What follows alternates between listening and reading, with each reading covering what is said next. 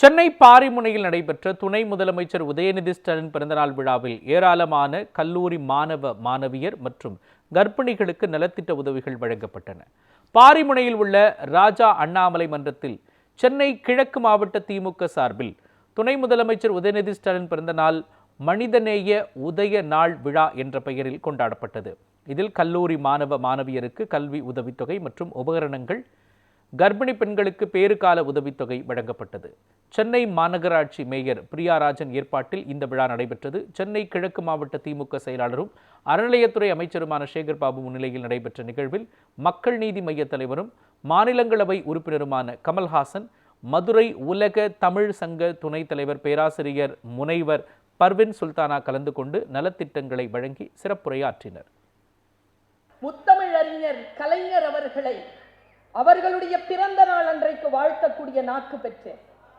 அதற்கு பிறகு இன்றைக்கு தமிழ்நாடு முதலமைச்சரின் சுயமரியாதையுடன் தமிழ்நாட்டை தூக்கி நிறுத்துகின்ற, ஓரணியில் தமிழ்நாட்டை திரட்டுகின்ற மாபெரும் தலைவராக இருக்கக்கூடிய தளபதி அவர்களுடைய பிறந்த நாளில் பேசக்கூடிய வாய்ப்பு பெற்றேன்.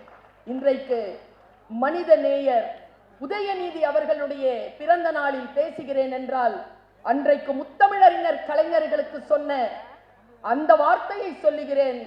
நான் நிரம்ப நேசிக்கின்ற இந்த தமிழ்நாட்டிற்கான தலையெழுத்தாக விதியாக இருக்கக்கூடிய உதயநிதி அவர்களுக்கு நான் இன்றைக்கு சொல்லுகிறேன், ஜியோ ஹசாரோ சால், ஹர் சால் கே ஹோ தின் 50,000. என்ன அர்த்தம் தெரியுமா?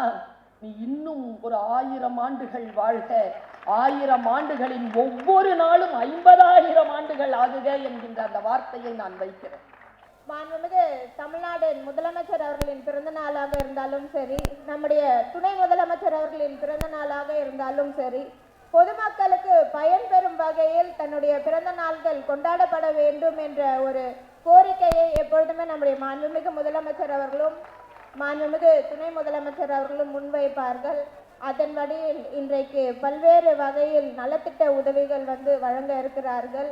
இது தொடர்ந்து இன்றைக்கு ஒரு நாள் மட்டும் இல்லாமல் தொடர்ந்து பல்வேறு நிகழ்ச்சிகளில் மாற்றுத்திறனாளிகளுக்கு நலத்திட்ட உதவிகள், சுய உதவி குழுக்களுக்கு நலத்திட்ட உதவிகள், செவிலியர்களுக்கு நலத்திட்ட உதவிகள், முதியோர்களுக்கு நலத்திட்ட உதவிகள், ஆசிரியர்களுக்கு நலத்திட்ட உதவிகள், இப்படி ஒவ்வொரு தரப்பாக கண்டறிந்து பொதுமக்களுக்கு பயன்பெறும் வகையில் தன்னுடைய பிறந்த நாளை கொண்டாடக்கூடிய மாண்புமிகு துணை முதலமைச்சர் அவர்களுக்கு இங்கு வருகை தந்திருக்கக்கூடிய அனைவருமே பிறந்த நாள் வாழ்த்தோடு, அவர் எந்நாளும் நல்ல உடல் ஆரோக்கியத்தோடு இருக்க இங்கு வருகை தந்திருக்க அனைவரும் அவரை வாழ்த்து.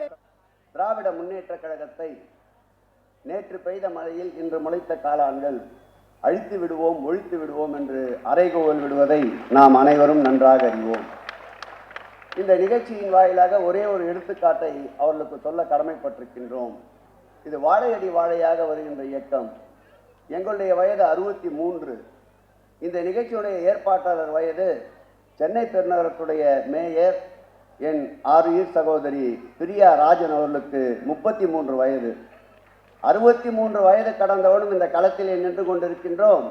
அடுத்த தலைமுறைக்கு தலைமை தாங்குகின்ற ஆற்றல் மிகுந்த படை வீரர்களும் இந்த களத்திலே நின்று கொண்டிருக்கின்றோம். ஆகவே இந்த இயக்கத்தை சாதாரணமாக நினைத்து விட வேண்டாம். கொள்கை உறுதி கொண்ட இயக்கம்.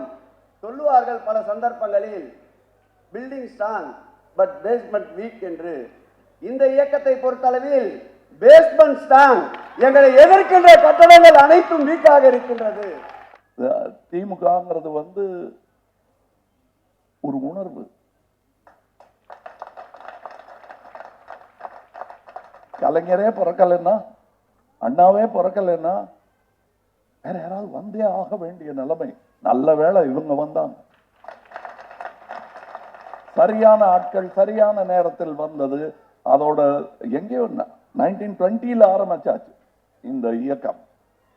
அதுக்கு உருவம், அதற்கு பொருளும் மக்களுக்கு புரிய நேரமாகிவிட்டது. அவ்வளவுதான். அதுக்காகத்தான் இவ்வளவு 75 வருஷம் ஆச்சு. வந்தாரை வாழ வைக்கும். ஆனா வந்தவரெல்லாம் வாகை சூட வேண்டும் என்று நினைத்து விடக்கூடாது. வாழ்வு தேடி வாருங்கள், கண்டிப்பாக கிடைக்கும். வாகை சூட வேண்டும் என்று வந்தால் எங்கள் போர்க்குணம் விட்டகலாது.